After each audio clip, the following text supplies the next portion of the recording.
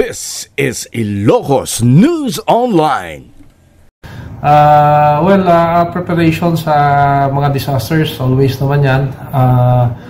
Ang ating MDRM, always nagkakandak tayo ng earthquake drill. And siguro itong tsunami drill siguro kasi wala pa akong experience na tsunami drill kasi as per reviewing itong Manila Trench, mukhang medyo tayo rito, baka affected tayo.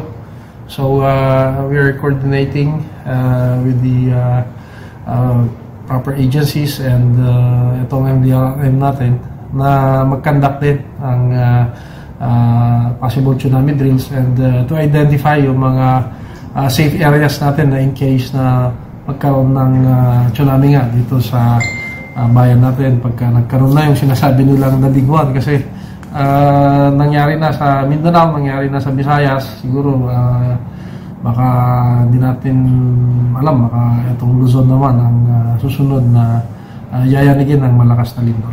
Yung mga infrastructure natin, sir, okay naman sa strength na? So far sa mga recent na earthquake na hindi naman ganun kalakasan, as per inspection ng ating mga engineering officials and yung MDRRM natin and BFP, so far okay naman lahat.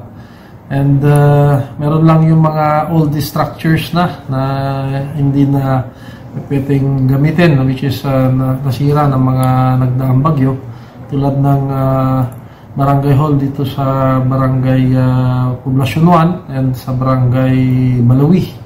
No? Kasi talagang sirang-sira yung mga barangay halls dito.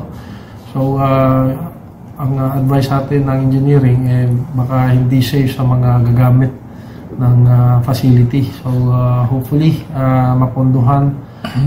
But we already requested naman from the DPWH and to the higher offices funding para dito sa mga facilities na to. Sir, yung huli, nag-declare po tayo ng state of calamity. So, meron pang enough tayong pondo, sir?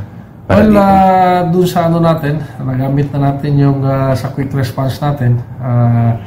Siguro, ang nasa lang natin dito is yung sa provincial and national government. And if ever na talagang kakailanganin, siguro hahanap tayo with the mga excess funds natin, mga savings. Then that's the time siguro para mag-supplemental budget tayo for those kinds of emergencies. So magkano po yung kailangan natin, sir?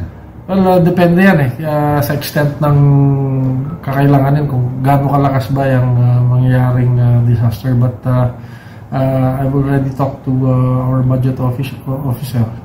Just prepare kung ano yung mga pwede nating pagkukunan.